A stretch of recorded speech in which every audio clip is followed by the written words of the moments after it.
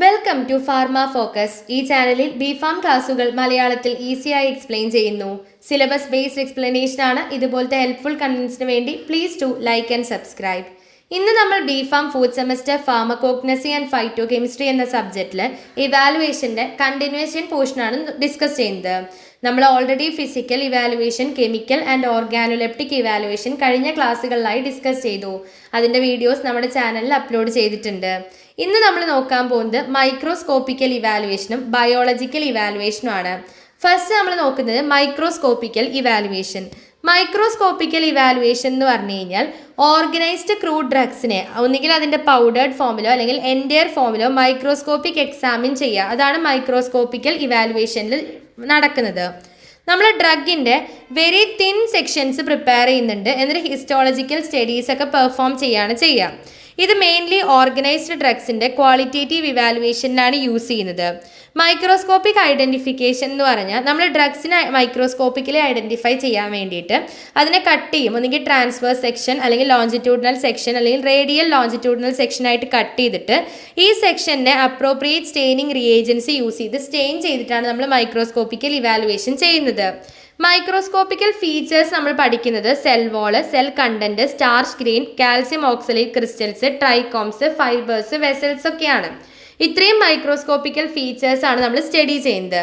അടുത്ത നമ്മൾ യൂസ് ചെയ്യുന്ന മൈക്രോസ്കോപ്പിക്കൽ ടെക്നിക്സ് എന്ന് പറഞ്ഞു കഴിഞ്ഞാൽ microscopic linear measurement, determination of leaf constant, quantitative microscopy. അതിൽ ഫസ്റ്റ് വൺ ആണ് ലീനിയർ മെഷർമെന്റ്. ലീനിയർ മെഷർമെൻറ്റിൽ മെയിൻലി വരുന്നത് നമ്മൾ എന്തൊക്കെയാണ് മെഷർ ചെയ്യുക? സ്റ്റാർച്ച് ഗ്രെയിൻസിൻ്റെ സൈസ്, അതുപോലെ length and width of fibres, trichomes ഒക്കെയാണ് മെഷർ ചെയ്യുന്നത്.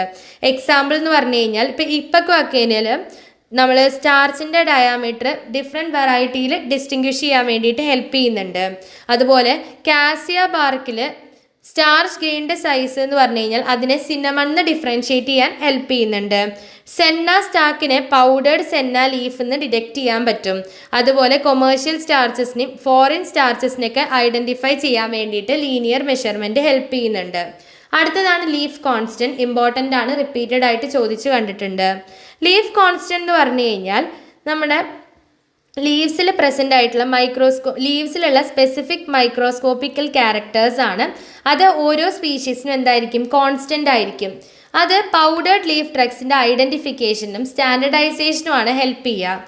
ഇമ്പോർട്ടൻറ്റ് പാരാമീറ്റേഴ്സ് എന്ന് പറഞ്ഞു കഴിഞ്ഞാൽ ഫസ്റ്റ് വൺ ആണ് സ്റ്റൊമാറ്റൽ നമ്പർ.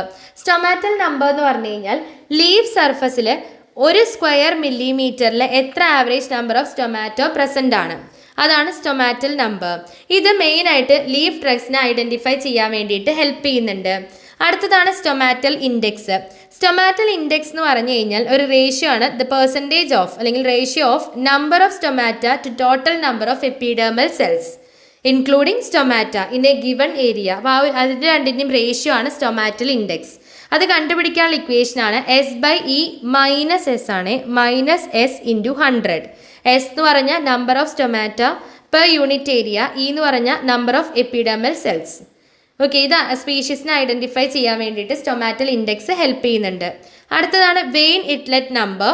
വെയിൻ ഇറ്റ്ലെറ്റ് നമ്പർ എന്ന് പറഞ്ഞു കഴിഞ്ഞാൽ ഒരു ലീഫ് സർഫസിൽ ഒരു സ്ക്വയർ മില്ലിമീറ്ററിൽ എത്ര average number of vein islets present ആണ്, അതാണ് vein islet number. Closely related plant സ്പീഷീസിനെ ഡിസ്റ്റിങ്വിഷ് ചെയ്യാൻ വേണ്ടിയിട്ട് ഹെൽപ്പ് ചെയ്യുന്നുണ്ട്. അടുത്തതാണ് വെയിൻ ടെർമിനേഷൻ നമ്പർ. അതായത് ഒരു ലീഫിൻ്റെ സർഫസിൽ ഒരു സ്ക്വയർ മില്ലിമീറ്ററിൽ എത്ര ആവറേജ് നമ്പർ ഓഫ് വെയിനിലെ ടെർമിനേഷൻസ് പ്രസൻ്റ് ആണ്, അതാണ് വെയിൻ ടെർമിനേഷൻ നമ്പർ. അത് ലീഫ് ഡ്രഗ്സിൻ്റെ ഐഡൻറ്റിറ്റീനെയും പ്യൂരിറ്റീനെയും കൺഫേം ചെയ്യുന്നുണ്ട്. അടുത്തതാണ് പാലിസേഡ് റേഷ്യോ. പാലിസേഡ് റേഷ്യോ എന്ന് പറഞ്ഞു കഴിഞ്ഞാൽ ഒരു എപ്പിഡെർമൽ സെല്ലിൻ്റെ ബിനീത്തിൽ എത്ര average number of palisade cells present ആണ്. ഇത് ഓരോ സ്പീഷീസിനും ക്യാരക്ടറിസ്റ്റിക് ആയിരിക്കും. ക്വാണ്ടിറ്റേറ്റീവ് മൈക്രോസ്കോപ്പിക്ക് ഹെൽപ്പ് ചെയ്യുന്നുണ്ട്. അടുത്തതാണ് സ്റ്റൊമാറ്റ. സ്റ്റൊമാറ്റ നമുക്കറിയാം, നമ്മുടെ ഗ്രീൻ പാർട്സ് ഓഫ് പ്ലാന്റ്സിലൊക്കെ പ്രസൻ്റ് ആയിട്ടുള്ളതാണ് സ്റ്റൊമാറ്റ. നമ്മൾ ചെറുപ്പം മുതലേ പഠിച്ചു വരുന്നതാണ്. സ്റ്റൊമാറ്റ എന്ന് പറഞ്ഞു കഴിഞ്ഞാൽ അതിൽ mainly A pair of identical kidney shaped guard cells present ആയിരിക്കും. അതിൽ ക്ലോറോപ്ലാസ്റ്റും അതുപോലെ സെൻട്രൽ പോറും കണ്ടെയ്ൻ ചെയ്യുന്നുണ്ട്. അതിലൂടെയാണ് ഗ്യാസ് എക്സ്ചേഞ്ചും ട്രാൻസ്പിരേഷനും ഒക്കെ നടക്കുന്നത്. ഈ രണ്ട് ഗാർഡ് സെൽസ് സറൗണ്ട് ചെയ്തിരിക്കുന്നത് എപ്പിഡെർമൽ അല്ലെങ്കിൽ സബ്സിഡറി സെൽസ് വെച്ചിട്ടാണ്. അതിൻ്റെ നമ്പറും അറേഞ്ച്മെൻ്റ് ഒക്കെ വാരി ചെയ്യുന്നുണ്ട്. സ്റ്റൊമാറ്റ ജനറലി കാണുന്നത് നമ്മൾ പറഞ്ഞില്ലേ ഗ്രീൻ പാർട്സ് ഓഫ് പ്ലാന്റിലാണ്, അതായത് ലീവ്സ്, ഗ്രീൻ സ്റ്റെംസ്, ചില സമയത്ത് ഫ്രൂട്ട്സിലും ഫ്ലവേഴ്സിലൊക്കെ. എന്നാൽ റൂട്ട്സിൽ അത് ആബ്സെൻ്റ് ആയിരിക്കും.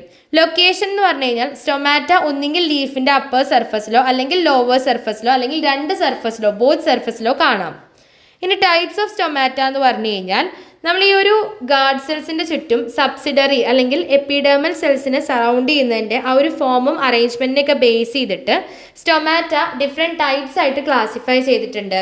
അതിൽ ഫസ്റ്റ് വൺ ആണ് ആക്ടിനോസൈറ്റിക് അല്ലെങ്കിൽ റേഡിയേറ്റ് സെൽഡ് സ്റ്റൊമാറ്റ.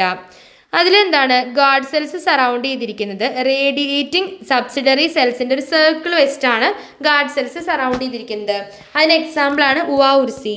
അതുപോലെ അനീസോസൈറ്റിക് അല്ലെങ്കിൽ ക്രൂസിഫറസ് സ്റ്റൊമാറ്റ എന്ന് പറഞ്ഞു കഴിഞ്ഞാൽ ഇവിടെ ഗാർഡ് സെൽസ് സറൗണ്ട് ചെയ്തിരിക്കുന്നത് മൂന്ന് സബ്സിഡറി സെൽസ് വെച്ചിട്ടാണ്.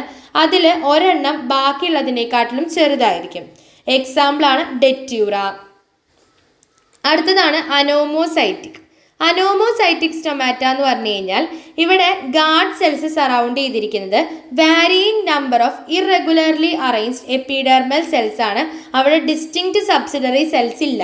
എക്സാമ്പിൾ ഡെറ്റ്യൂറ തന്നെയാണ്. ഡെറ്റ്യൂറ രണ്ട് രീതിക്കും ഉണ്ടല്ലേ, അനോമോസൈറ്റിക്കും ഉണ്ട്, അതുപോലെ അനീസോസൈറ്റിക്കിലും ഉണ്ട്. ഇനി അടുത്തതാണ് ഡയാസൈറ്റിക്. ഡയാസൈറ്റിക് അല്ലെങ്കിൽ കാരിയോഫിലേഷ്യസ് സ്റ്റൊമാറ്റ എന്ന് പറയുന്നത് ഗാർഡ് സെൽസ് സറൗണ്ട് ചെയ്തിരിക്കുന്നത് രണ്ട് സബ്സിഡറി സെൽസ് ആണ്. അതിൽ common wall right angle to the stoma ആയിരിക്കും. എക്സാമ്പിളാണ് പെപ്പർമിൻറ്റും വസക. അടുത്തതാണ് പാരാസൈറ്റിക് അല്ലെങ്കിൽ റുബിയേഷ്യസ് സ്റ്റൊമാറ്റ. ഇവിടെ ഗാർഡ് സെൽസ് രണ്ട് സബ്സിഡറി സെൽസായിട്ട് അക്കമ്പനി ചെയ്യുന്നുണ്ട്. അതിൻ്റെ ലോങ് ആക്സസ് എന്ന് പറയുന്നത് സ്റ്റോമേനോട് പാരലൽ ആയിരിക്കും. ഓക്കെ, ഒന്ന് പാരലലും ഒന്ന് പെർപെൻഡിക്കുലറും. രണ്ടും ഡയാസൈറ്റിക്കും പാരാസൈറ്റിക്കും ജസ്റ്റ് കമ്പയർ ചെയ്ത് പഠിച്ചാൽ മതി. എക്സാമ്പിളാണ് കൊക്ക, സെന്ന. നെക്സ്റ്റ് നമ്മൾ പറയുന്നത് പാലിസേഡ് റേഷ്യോ. പാലിസേഡ് റേഷ്യോ എന്ന് പറഞ്ഞു കഴിഞ്ഞാൽ നമ്മൾ ഓൾറെഡി പറഞ്ഞിരുന്നു എന്താണ് പാലിസേഡ് റേഷ്യോ എന്നുള്ളത്. അതായത് average number of palisade cells present beneath a single epidermal cells.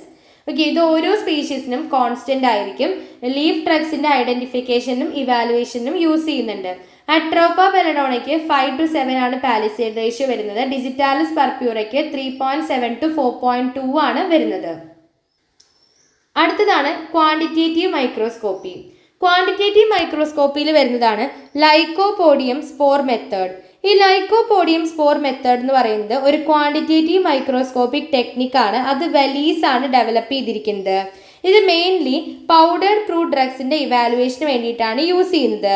അത് മെയിനായിട്ട് ഫിസിക്കൽ ഇവാലുവേഷനും കെമിക്കൽ ഇവാലുവേഷൻ മെത്തേഡ്സും ഒക്കെ പ്രോപ്പറായിട്ട് ക്വാളിറ്റി അസസ്മെൻറ്റ് ചെയ്യാത്ത സമയത്താണ് നമ്മൾ ഈ ഒരു quantitative microscopy lycopodium spore method use ചെയ്യുന്നത്.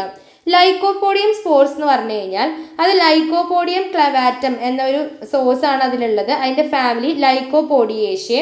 കളറ് പറഞ്ഞ യെല്ലോ ആയിരിക്കും. പിന്നെ യൂണിഫോം സൈസും ഷേപ്പും ആയിരിക്കും. അതിൻ്റെ ലെങ്ത് 94 മൈക്രോമീറ്ററും ഡയാമീറ്റർ 25 മൈക്രോമീറ്ററും ആണ്. 1 മില്ലിഗ്രാമിൽ അപ്രോക്സിമേറ്റ്ലി 4400 സ്പോർസ് കണ്ടെയ്ൻ ചെയ്യുന്നുണ്ട്. ഇതിൻ്റെ പ്രിൻസിപ്പിൾ എന്ന് പറഞ്ഞു കഴിഞ്ഞാൽ ഈ മെത്തേഡ് മെയിൻലി എന്താണ് അതിൻ്റെ പ്രിൻസിപ്പിൾ വരുന്നത്?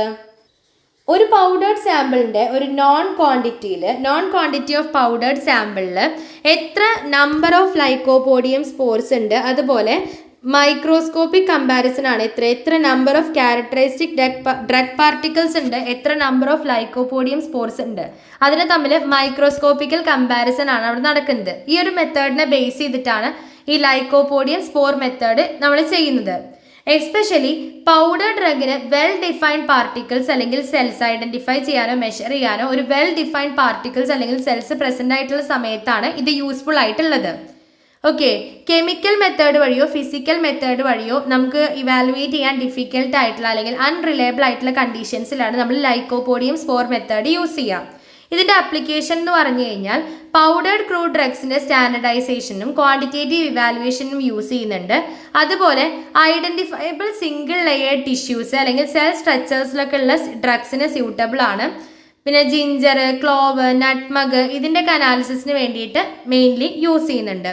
അഡ്വാൻറ്റേജ് എന്ന് പറഞ്ഞു കഴിഞ്ഞാൽ അക്യുറേറ്റ് എസ്റ്റിമേഷൻ ആണ് ഇവിടെ പ്രൊവൈഡ് ചെയ്യുന്നത്. അതുപോലെ അഡൾട്രേഷൻ ഉണ്ടോ എന്ന് ഡിറ്റക്ട് ചെയ്യാനും ക്വാളിറ്റി കൺട്രോളിനൊക്കെ യൂസ്ഫുൾ ആണ്. അപ്പോൾ ഇത്രയാണ് മൈക്രോസ്കോപ്പിക്കൽ ഇവാലുവേഷൻ. അടുത്ത നമ്മൾ നോക്കാൻ പോകുന്നത് biological evaluation of crude drugs. Biological evaluation എന്ന് പറഞ്ഞു കഴിഞ്ഞാൽ നമ്മളിവിടെ മെയിനായിട്ട് pharmacological activity, potency and toxicity of a crude drug or plant extract by measuring its effect on living organisms such as bacteria, animal tissue, whole animal. ഒന്നെങ്കിൽ ബാക്ടീരിയയിലോ animal ടിഷ്യൂസിലോ അല്ലെങ്കിൽ wall ആനിമൽസിലോ അതിൻ്റെ effect measure ചെയ്യുക. അങ്ങനെയാണ് നമ്മൾ എന്തൊക്കെയാണ് ഇതിൻ്റെ ഫാർമക്കോളജിക്കൽ ആക്ടിവിറ്റി, പൊട്ടൻസി, ടോക്സിസിറ്റി ഒക്കെ ഒരു ക്രൂഡ് ഡ്രഗിനെ ഡിറ്റർമിൻ ചെയ്യുന്നത്. അതാണ് ബയോളജിക്കൽ ഇവാലുവേഷൻ. ഇപ്പോൾ ഫിസിക്കൽ ഇവാലുവേഷനും കെമിക്കൽ ഇവാലുവേഷനും ഒക്കെ നമുക്ക് പ്രോപ്പറായിട്ട് ചെയ്യാൻ പറ്റുന്നില്ലെങ്കിൽ ആ ഒരു കേസസിലാണ് നമ്മൾ ബയോളജിക്കൽ ഇവാലുവേഷൻ ചെയ്യുന്നത്. ബയോളജിക്കൽ ഇവാലുവേഷൻ എന്ന് പറയുന്നത് റോ മെറ്റീരിയൽസിൻ്റെയും എക്സ്ട്രാക്റ്റിൻ്റെയും ഫിനിഷ്ഡ് ഫോമുലേഷൻസിൻ്റെ ഒക്കെ തെറാപ്യൂട്ടിക് ആക്ടിവിറ്റി കൺഫേം ചെയ്യാൻ വേണ്ടിയിട്ട് ഹെൽപ്പ് ചെയ്യുന്നുണ്ട്. അതിൽ മെയിൻ ആയിട്ടുള്ളത് ബയോ എസ്സേ അല്ലെങ്കിൽ ബയോളജിക്കൽ എസ്സേ. ഇതൊരു സയൻറ്റിഫിക് മെത്തേഡാണ്. മെയിൻലി ഒരു ക്രൂഡ് ഡ്രഗിൻ്റെ പൊട്ടൻസി എസ്റ്റിമേറ്റ് ചെയ്യാൻ വേണ്ടിയിട്ട് എങ്ങനെ അതിൻ്റെ ബയോളജിക്കൽ റെസ്പോൺസ്, ലിവിങ് ഓർഗാനിസത്തിലുള്ള ബയോളജിക്കൽ റെസ്പോൺസ് മെഷർ ചെയ്തിട്ട് ഒരു ക്രൂഡ് ഡ്രഗിൻ്റെ പൊട്ടൻസി എസ്റ്റിമേറ്റ് ചെയ്യാൻ പറ്റുന്ന ഒരു സയൻറ്റിഫിക് മെത്തേഡാണ് ബയോ എസ്സേ അല്ലെങ്കിൽ ബയോളജിക്കൽ എസ്സേ എന്ന് പറയുന്നത്. ക്രൂഡ് ഡ്രഗ്സിനെ സ്റ്റാൻഡർഡൈസ് ചെയ്യാൻ വേണ്ടിയിട്ടാണ് അത് ചെയ്യുന്നത്. അതുപോലെ ഫാർമക്കോളജിക്കൽ ആക്ഷനെയും സ്ട്രെങ്ത്തിനെയും ആസസ് ചെയ്യാനും ഇംപ്യൂരിറ്റീസ് അല്ലെങ്കിൽ ടോക്സിസിറ്റി ഡിറ്റർമിൻ ചെയ്യാനുമാണ് നമ്മളിത് യൂസ് ചെയ്യുക. അടുത്തത് type of bio essay methods ആണ്. ടോക്സിക് മെത്തേഡ് ഉണ്ട്, സിംറ്റോമാറ്റിക് മെത്തേഡ്സ് ഉണ്ട്, tissue or organ method. Toxic method എന്ന് പറഞ്ഞാൽ ടോക്സിസിറ്റി അല്ലെങ്കിൽ ലീതൽ ഡോസിനെയാണ് നമ്മൾ മെഷർ ചെയ്യുക. സിംറ്റോമാറ്റിക് മെത്തേഡ്സ് എന്ന് പറഞ്ഞു കഴിഞ്ഞാൽ എക്സ്പെരിമെൻ്റൽ ആനിമൽസിൽ സിംറ്റോമാറ്റിക് ചേഞ്ചസിനെയാണ് മെഷർ ചെയ്യുന്നത്. ടിഷ്യൂ ഓർ ഓർഗൻ മെത്തേഡ് എന്ന് പറഞ്ഞു കഴിഞ്ഞാൽ നമ്മൾ ഐസൊലേറ്റഡ് ആനിമൽസ് ടിഷ്യൂസോ അല്ലെങ്കിൽ ഓർഗൻസ് ഒക്കെ യൂസ് ചെയ്തിട്ടാണ് ഡ്രഗ് റെസ്പോൺസ് സ്റ്റഡി ചെയ്യുന്നത്. എക്സാമ്പിൾ ഇപ്പോൾ കാർഡിയാക് ഗ്ലൈക്കോസൈഡ്സിൻ്റെ കേസിലാണെങ്കിൽ നമ്മൾ ഐസൊലേറ്റഡ് ഫ്രോഗ് ഹേർട്ടാണ് യൂസ് ചെയ്യുക. ഇനി ഈ ഒരു ബയോളജിക്കൽ ഇവാലുവേഷൻ്റെ അഡ്വാൻറ്റേജസ് എന്ന് പറഞ്ഞു കഴിഞ്ഞാൽ നമുക്ക് കംപ്ലീറ്റ് ഫാർമക്കോളജിക്കൽ പ്രൊഫൈൽ ഒബ്റ്റെയിൻ ചെയ്യുക അല്ലെങ്കിൽ പ്രൊവൈഡ് ചെയ്യുന്നുണ്ട്. തെറാപ്യൂട്ടിക് ആക്ഷനെ കൺഫേം ചെയ്യുന്നുണ്ട്. ക്രൂഡ് ഡ്രഗ്സിനെ സ്റ്റാൻഡർഡൈസ് ചെയ്യാൻ യൂസ്ഫുൾ ആണ്.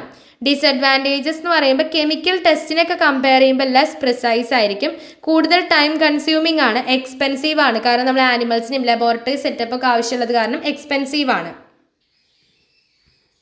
അപ്പോൾ ഇത്രയാണ് നമുക്ക് ഇന്നത്തെ ക്ലാസ്സിൽ നോക്കിയത്. നമ്മൾ ഇന്ന് നോക്കിയത് എന്തൊക്കെയാണ്?